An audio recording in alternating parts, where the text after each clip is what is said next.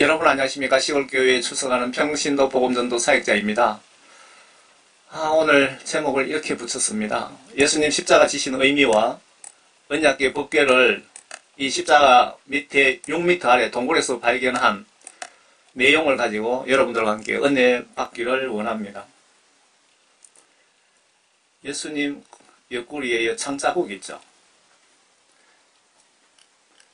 이 창에 찔리니까 피가 십자가를 타고 밑으로 내려갔는데 이 피가 갈라진 바위 틈 6m 아래 언약궤 위에 피가 떨어져 있더랍니다. 제가 뒤편에 동영상을 붙여 드리겠습니다.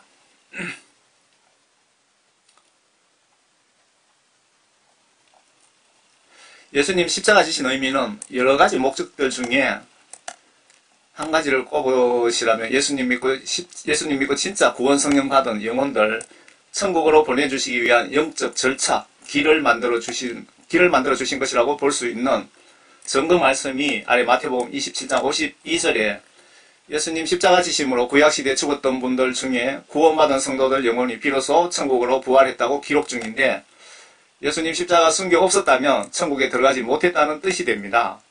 목사님이라고 해도 성령 구원 받지 못하신 분은 아래 다리를 건널 자격이 없습니다. 목사님들이 신학교에서 교육을 좀 잘 못하신 것 같아요. 신학교에서 신학 교수들이 다들 구원받았고 죽으면 천국 간다고 생각하고 있는데, 성경 말씀 다시 한번 보시기 바랍니다. 목사님이라고 해도 성령 구원 받지 못하면 예수님의 이 십자가 다리를 건너서 예수님 이 손을 잡을 수가 없답니다. 휘장이 찢어진 사건의 의미는 구약시대 성전 성막 방식 제사 예배 제도를 지금부터 없애고 예수님이 성천하시면서 보혜사, 위로자, 성령님을 보내주겠다. 내가 천국으로 가야 그분, 성령님이 오게 된다라고 하셨는데, 보혜사, 위로자 다 한 가지 뜻이죠. 성령님. 구약시대에는 성전, 성막, 제사장, 왕, 선지자를 통하여 백성들을 다스리셨는데, 구약시대 성소 휘장을 찢어지시면서 이 시간 이후로는 새 언약에 의해서 성령, 하나님의 영으로 백성을 다이렉트, 1대1로 직접 다스리게 됩니다. 목사님 통해서 여러분 다스리는 것이 아니고, 목사님 통해서 나의 죄를 예수님께 용서받는 것이 아니고, 내가 직접 예수님께 회개 기도하여 죄사함 받게 됩니다. 아마 예수님에 의해서 바울처럼 강제로 선택받는 분들도 많이 계실 겁니다. 지금 목사님은 양떼 관리하시는 제사장과 목동 역할에 더 가깝지 않을까요? 천주교에는 내 죄를 신부에게 고하여 대신 죄사함 받는 고해성사 제도를 운영한답니다. 비성경적이며 사제가 예수님이십니까? 교회 다니다 천주교 가시면 큰일 납니다, 여러분.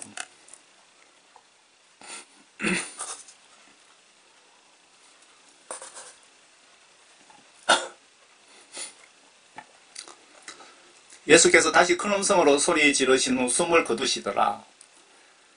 그런데 보라, 성전의 휘장이 위에서 아래까지 둘로 찢어지고 땅이 흔들리며 바위들이 갈라지고 엄청난 큰 지진이 있었네요. 바위가 갈라질 정도면. 무덤들이 열리며 잠들었던 많은 성도들의 몸이 일어났으며 구약시대 때 죽은 자들 중에 구원받은 자들, 주께서 부활하신 후에 무덤에서 나와 거룩한 도성으로 들어가 많은 사람들에게 나타나더라. 예수님 십자가 지시고 부활하시면서 비로소 구약시대 때 죽었던 분들이 천국으로 올라갈 수 있는 길이 만들어졌다. 이렇게 해석하면은 틀렸을까요? 백부장과 그와 함께 예수를 지키고 있던 사람들은 지진과 그 일어난 일들을 보고 크게 두려워하며 말하기를 참으로 이 사람은 하나님의 아들이었도다 라고 하더라.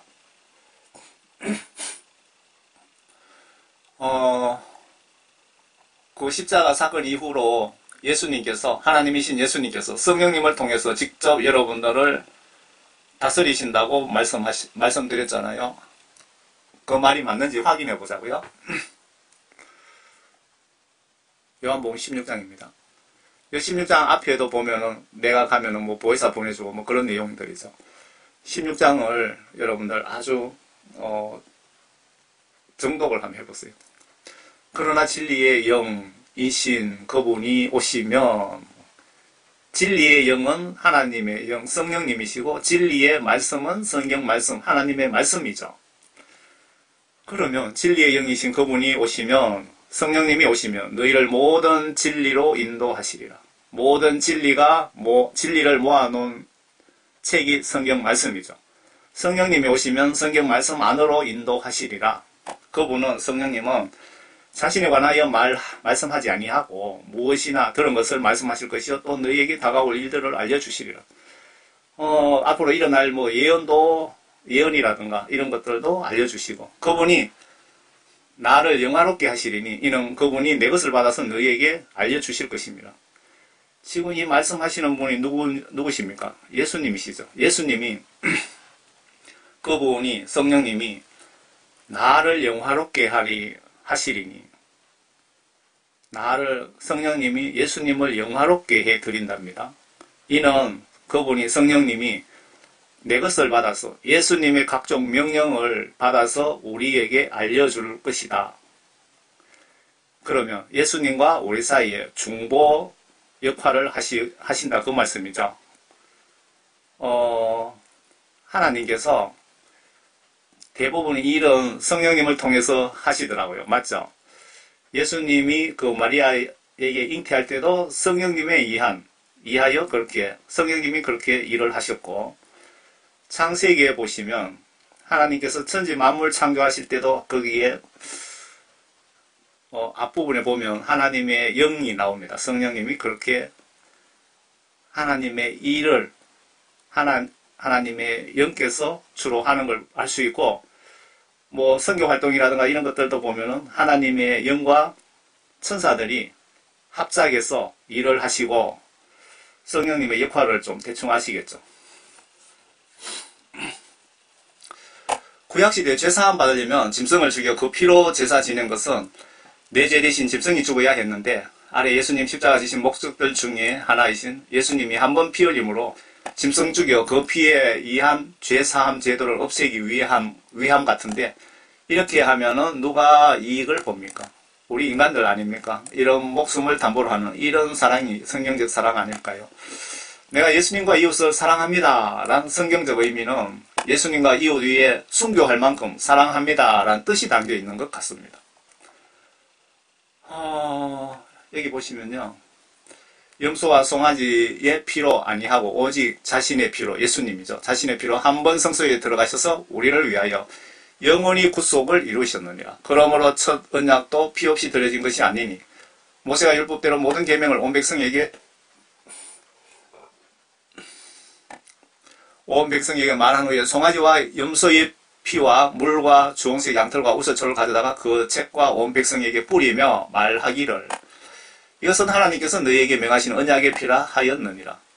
더 나아가 그는 피를 가지고 성막과 섬기는 데에 쓰이는 모든 기명들에게 뿌렸느니라. 피를 모든 기명에도 뿌렸답니다. 영적으로 피의 역할을 좀 이해하시겠죠. 율법에 따르면 거의 모든 것이 피로서 정결케 되나니 피 흘림이 없이는 죄사함이 없느니라. 뿐만 아니라 대제사장이 해마다 다른 것들의 피를 가지고 거룩한 곳에 들어가는 것처럼 여러분 자신을 들이실 필요가 없으니, 그리하면 세상의 기초가 놓인 이래로 그가 여러 번 고난을 당하셨어야 될 것이지만, 이제 그는 자신을 희생제물로 드려 죄를 없애시려고 세상 끝에 한 번 나타나셨느니라. 한 번 죽는 것은 사람들에게 정해진 것이고 그 뒤에 심판이 정해진 것 같이,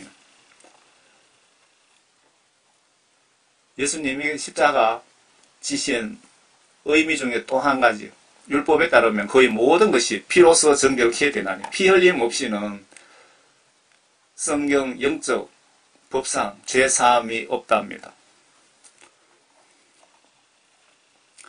그 언약궤 부분에 대해서, 십자가 그 밑에 언약궤 부분에 대해서 좀 설명드리겠습니다. 그 병사들 중 하나가 창으로 주의 옆구리를 찌르니 거기서 피와 물이 나오더라. 예수님 옆구리에 창을 찌른 장면이죠. 그 언약궤 속에는 뭐가 들어있느냐면요, 거기에는 금향로와 전체를 금으로 산 언약궤가 있었고 그 안에는 만나를 담은 금 항아리와 아론의 상난 지팡이와 언약의 돌판들이 있더라. 십계명 돌판 두 개, 두 장하고 만나를 담은 금 항아리와 아론의 상난 지팡이, 그러니까 세 가지가 들어있다 이 얘기입니다. 그 언약궤가 뭐 대충 이렇게 생겼답니다. 이 언약궤가 예수님 요 십자가 창을 찌르면 피가 몸을 타고 이 십자가 밑으로 흘러내려오겠죠. 바위, 그런데 보라, 성전의 휘장이 위에서 아래로 둘러 찢어지고 땅이 흔들리면 바위가 갈라지더라. 자, 여기에 예수님 창에 찔리니까 피가 이렇게 십자가 나무를 타고 내려옵니다. 그리고 위에 성경 말씀에 보시면 지진이 일어나고 바위가 금이 갔다고 분명히 기록되어 있죠. 이 십자가를 꽂기 위해서 바위를 파고 이렇게 십자가를 꽂아놨는데 바위가 금이 가면서 예수님의 피가 이 바위 십자가를 타고 내려와서 이 바위 여기 6m 밑에 언약궤가 이렇게 있더랍니다. 십자가 돌을 파서 박았던 그 바위 6m 아래에 언약궤가 있더랍니다. 이 바위 크랙한 부분에 이렇게 피가 타고 밑으로 계속 내려간 거죠. 법궤 전체를 천사가 찍으라고 해서 반복으로 카메라 2개를 동원해서 찍었는데 법궤 윗부분 일부만 찍혔더랍니다. 구약성경에 법궤를 허가받은 자 외에 만진 자는 죽었습니다. 사무엘 6장에 보시면 그들이 나고니 타작마당에 이르러서는 소들이 뛰므로 소달구지에 법궤를 싣고 가다가 소가 놀래서 뛰니까 법궤가 땅에 떨어질 것 같으니까 이 우사라는 사람이 법궤가 땅에 떨어지지 않게 손을 하나님의 법궤에 붙잡았죠. 그러니까 어떻게 보면 정말 의로운 사람입니다. 법궤를 땅에 떨어뜨리지 않기 위해서 붙잡았는데 여호와 하나님이 우사의 잘못함으로 말미암아, 그러니까 법궤는 절대 허가받은 자 외에는 손대지 말라는 거죠. 진노하사 그를 그곳에서 그 자리에서 그냥 죽여버린 겁니다. 하나님께서 그의 곁에서 죽었니라. 또 법궤에 그 천사 4명이 그 법궤 사진을 찍으라고 해서 찍었는데 요 법궤 윗부분만 요렇게 요만큼만 나온 거예요. 여러분들은 진짜 법궤의 요 사진을 지금 보고 계시는 겁니다. 진짜 법궤, 수천 년 전의 법궤. 바로 이분입니다. 꿈에 천사가 나타나서 그 굴을 파고 들어가서 법궤를 찾으라는 지시를 받고 자기 부인하고 그 일하는 사람들도 여러 명 되던데 그 동영상 제가 붙여드릴게요. 한번 보세요. 이 언약에 확인하신 분은 신앙이 투척하시는 로나이어트 박사랍니다. 제가 한번 연락하고 만나보고 싶었는데 뭐 법궤에 대해서 좀 자세하게 질문이 좀 궁금한 게 좀 있었어요. 그래서 지금 그분은 천국 가시고 부인은 살아 계시는 것 같더라고요. 지금 현재. 형편이 되면 부인이라도 한번 만나보고 싶네요.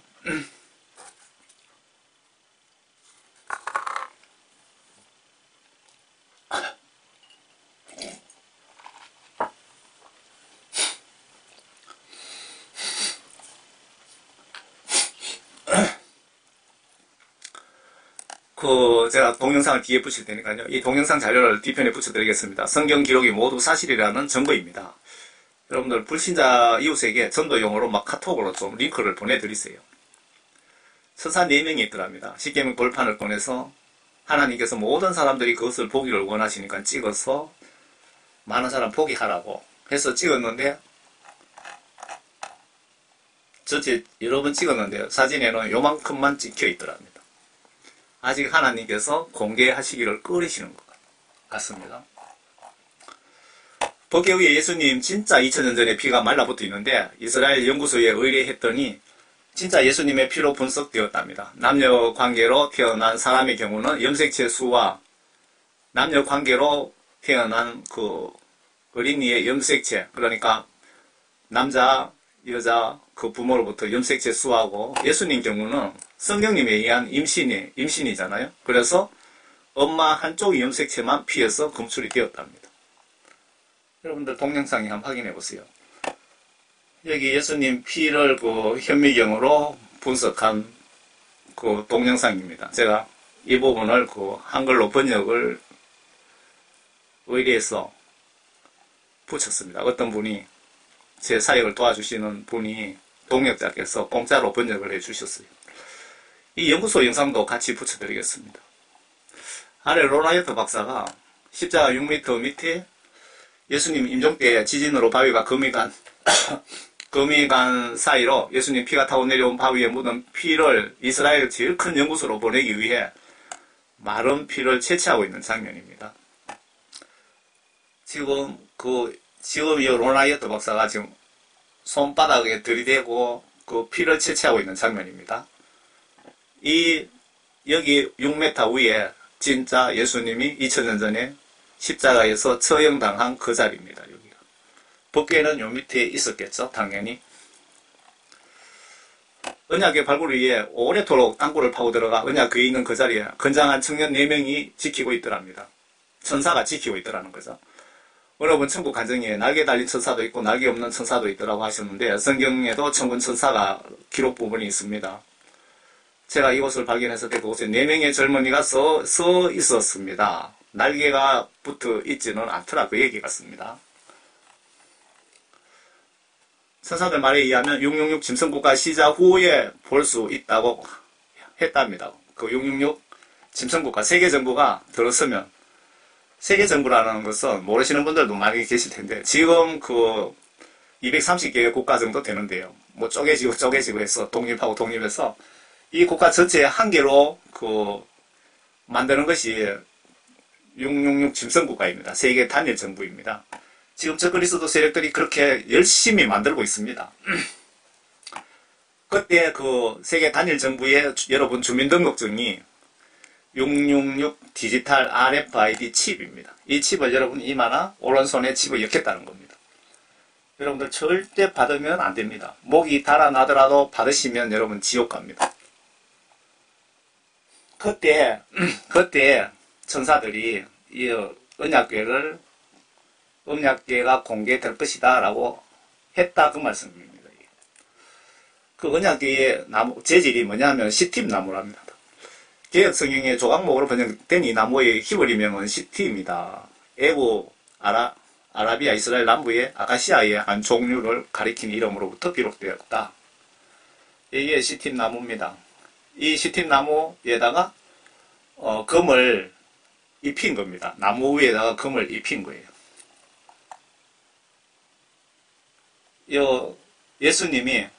예수님께서 법궤를 직접 설계하셨는데 한번 보세요. 언약의 크기와 모형에 대한 기록인데 하나님께서 직접 모세에게 지시를 하십니다. 이 설계 작품은 하나님 작품입니다. 참고로 노아 방주도 하나님이 직접 설계하시고 노아가 작업 반장 역할을 하시고 만든 작품이랍니다. 하나님께서 직접 설계해서 지시하시는 걸 보세요. 그들은 시팀 나무로 궤를 만들지니 그 길이가 2큐빗 반, 그 너비가 1큐빗 반, 그 높이가 1큐빗 반이 되게 하고 너는 금으로 그것을 입히되 안과 밖을 사고 주위에 금태를 두르고 나무를 안과 밖에 순금으로 입혔답니다. 금세공 기술이 대단하죠, 그 당시. 그것을 위하여 금고리 4개를 부어 만들어 그 네모퉁이에 달되 이 편에는 2고리, 저 편에 고리를 달지니라. 너는 시팀 나무로 채를 만들어 금으로 입히고 채를 궤의 양평 고리에 넣어서 그걸로 궤를 매게 할지니라. 채를 궤의 고리에 넣어두고 거기에 빼내지 말며 너는 내가 내게 줄 전급판을 그 궤에다 넣어둘지니라.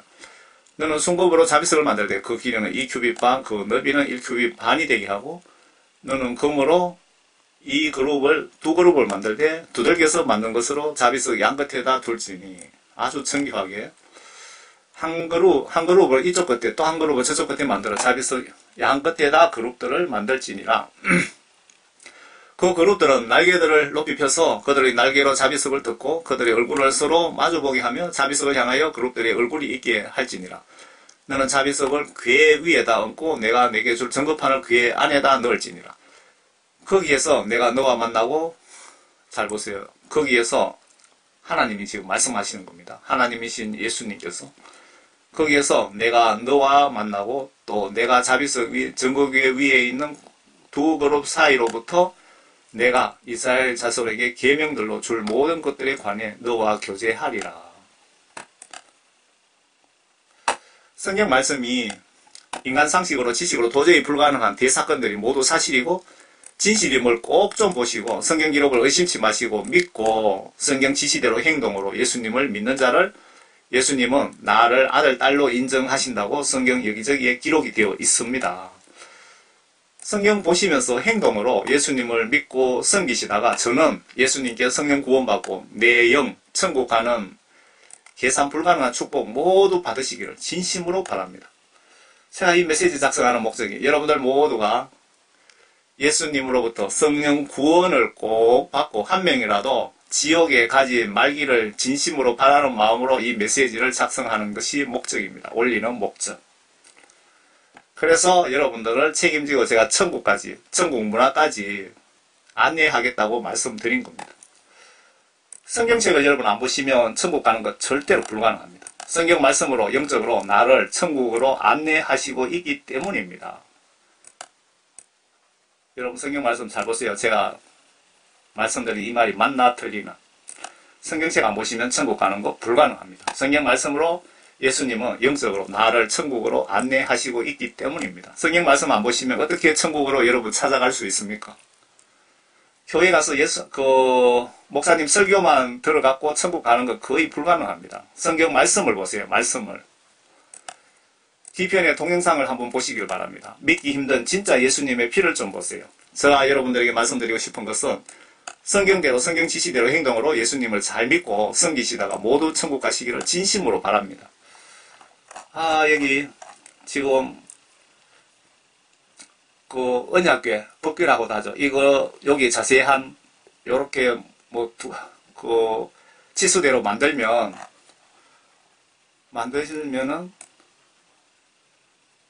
언약궤가 어딜 갔지?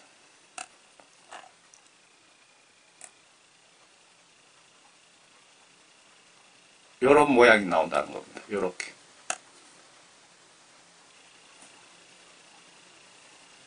여러분 뒤편에 동영상을 꼭 한번 보세요. 정말 성경 말씀 진실인지 거짓인지 두 눈으로 똑똑히 한번 보시기 바랍니다. 여러분과 가정에 올해는 하나님의 크신 영적 축복이 가득하시기를 진심으로 바랍니다. 감사합니다.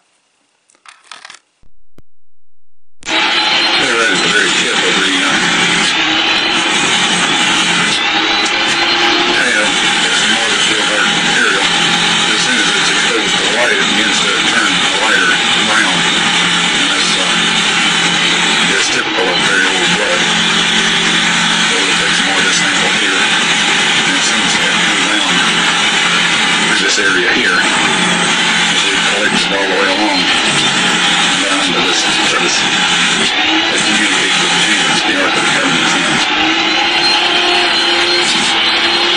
Comes right down through here and down this way and around through a crack right in here and down through this area.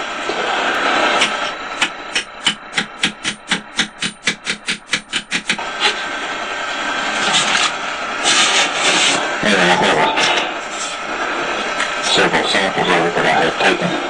For many years, the specimen sat untouched. Then, in 1996, when Ron was in Great Britain, Richard and Elizabeth Reeves and their sons came to Nashville to our home. Richard had a new, unique, and very powerful microscope he wanted to show us. 또 여기 근래에 있었던 놀라운 발굴에 대해 소개해드리고자 합니다. 지난 2500여 년의 긴 세월 동안 언약궤가 실종되어 왔음은 잘 알려진 사실이며 그동안 그 행방에 대해 여러 가설들과 추측들이 난무하는 가운데 언약궤를 찾으려는 수많은 시도들이 있었습니다. 그런 가운데 수년 전 권위 있는 고고학자이며 독실한 크리스천인 란 와이어트가 성지를 방문 중 성령님의 강권적인 감화 감동에 의해 골고다의 예레미야 동굴 속에 언약궤가 감춰져 있다는 확신을 얻게 되었고 이스라엘 정부의 정식 허가를 받아 수년 동안 탐사를 하게 됐던 것입니다.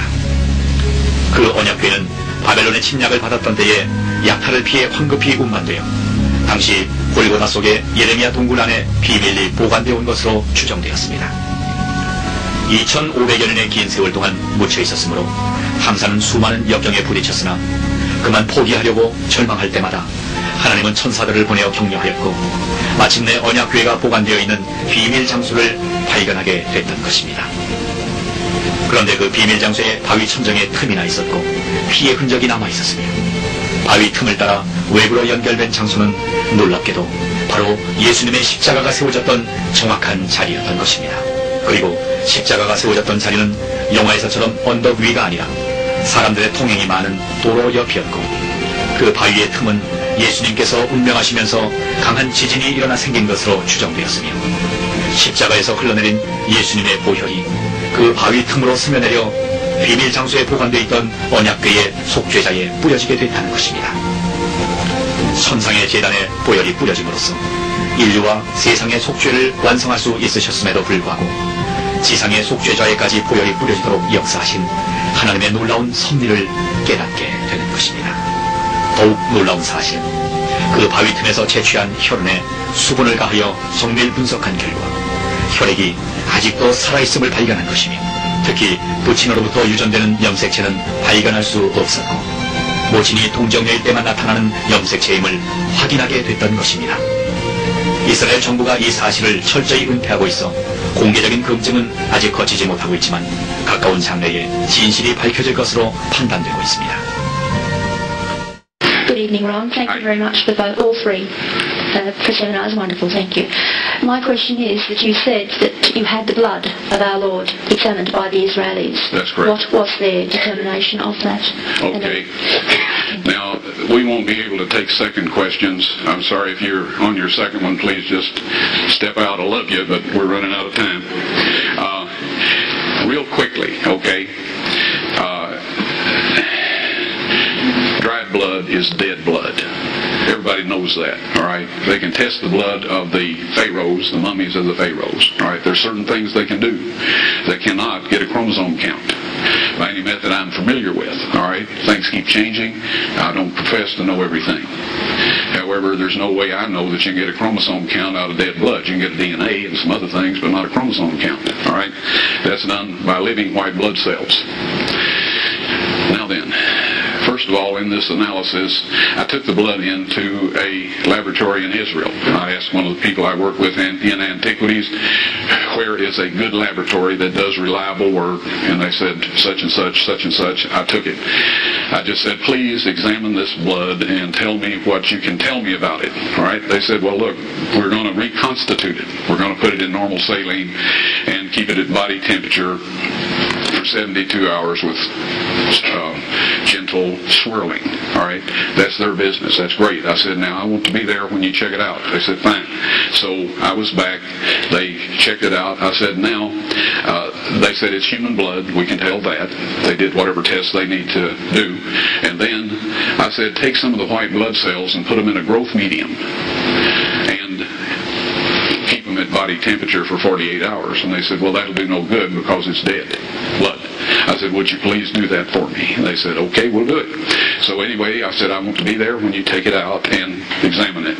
So I was back there. They took it out, examined it under a microscope, and the one technician called the other one over there, and then they called the boss over there, and they were talking Hebrew a mile a minute there for a little bit, and they looked at me and they said, Mr. Wyatt, this human blood only has 24 chromosomes in it. Everybody else has 46. You see, 23 from your mother, 23 from your father, 22 autosomes from your mother, 22 autosomes from your father. You get an X from your mother, you may get an X or Y from your father, all right? This blood had 23 chromosomes from the mother's side, one Y chromosome only.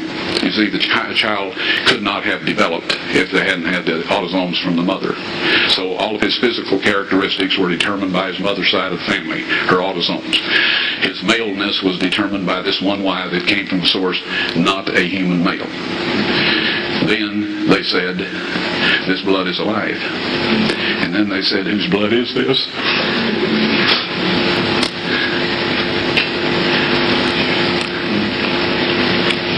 I said, it's the blood of your Messiah.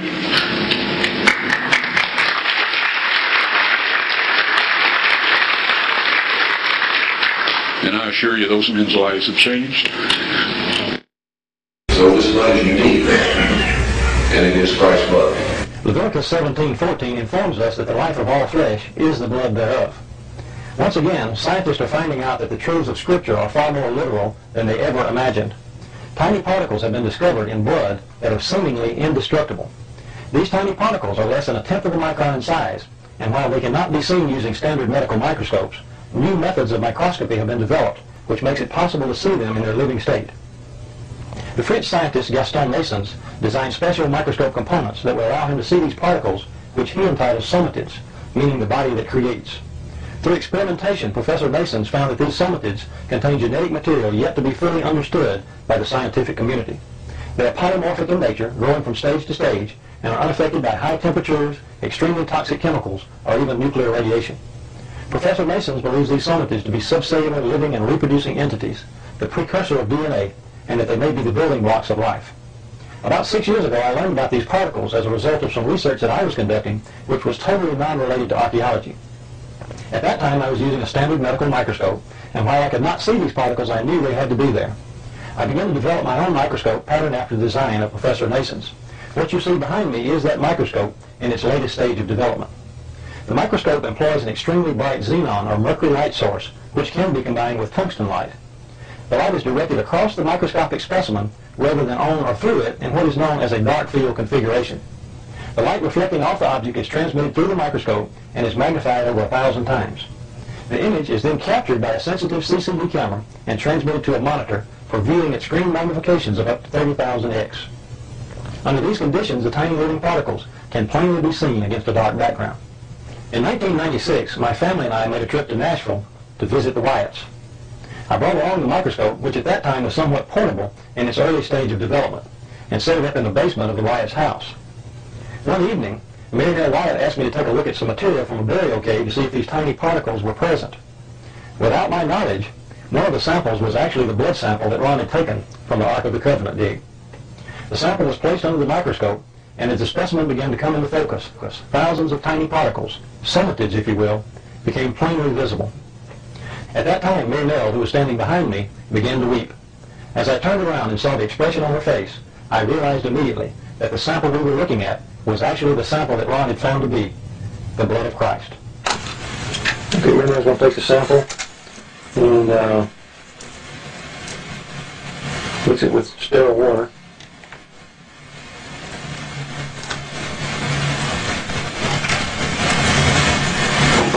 A test tube there that we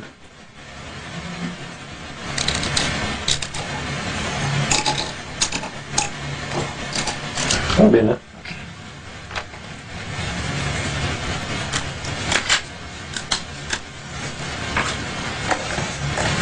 And she's going to take some sterile water and a little zip, just with drops all over now and then.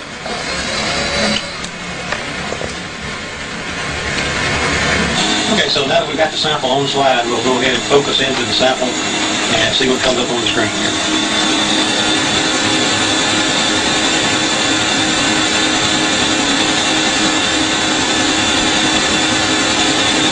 There they are, thousands of living particles, less than 1/4 of a micron in size. The spores are maybe a 1/2 micron, and but most of those little particles you're looking at is 17,000x. Maybe that on the screen 17,000 times. You know, in the Bible it tells us that the life is in the blood, and there's no living particles that most people are unaware that are there.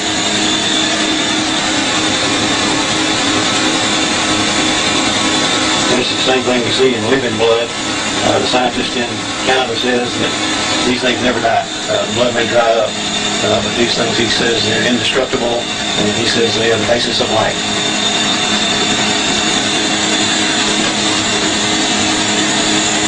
Blood of the Son.